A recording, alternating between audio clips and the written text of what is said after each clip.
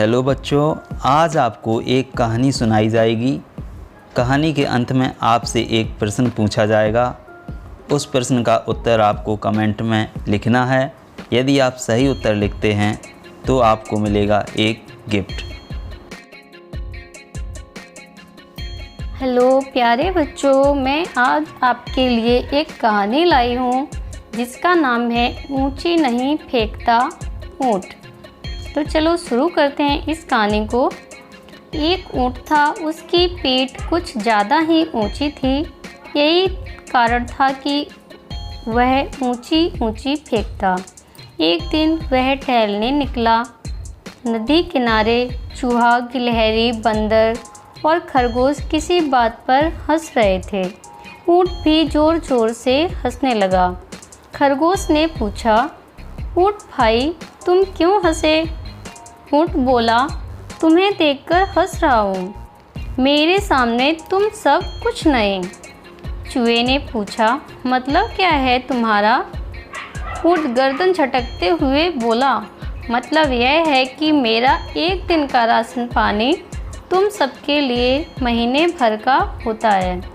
जहाँ तक तुम देख सकते हो वहाँ तक तो मेरी गर्दन ही चली जाती है।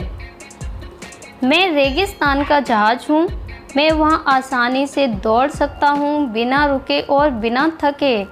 तुम वहाँ 4 कदम चलोगे तो हाँफने लगोगे, समझे? यह सुनकर गिलहरी हंसने लगी। चूहा, खरगोश और बंदर भी हंस पड़े। ऊँट पैर पटकते हुए बोला, तुम क्यों हंसे?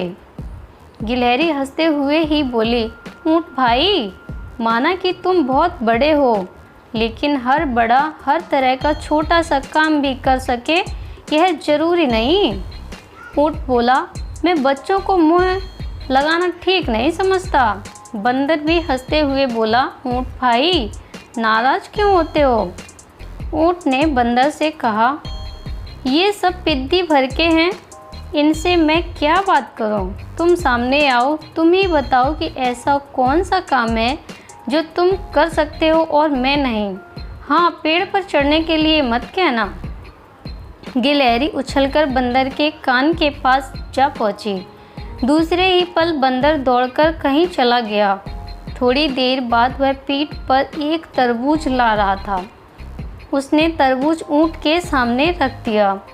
बंदर ऊँट से बोला, यह लो, तुम्हें मेरी तरह तरबूज को अपनी पीठ पर लाद कर लाना है।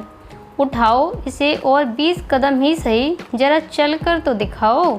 ध्यान रहे कि तरबूज गिरना नहीं चाहिए। ऊँट बेचारा सकपका गया। भला वह पहाड़ जैसी तिकोनी पीठ पर गोल मटोल तरबूज कैसे रख पाता?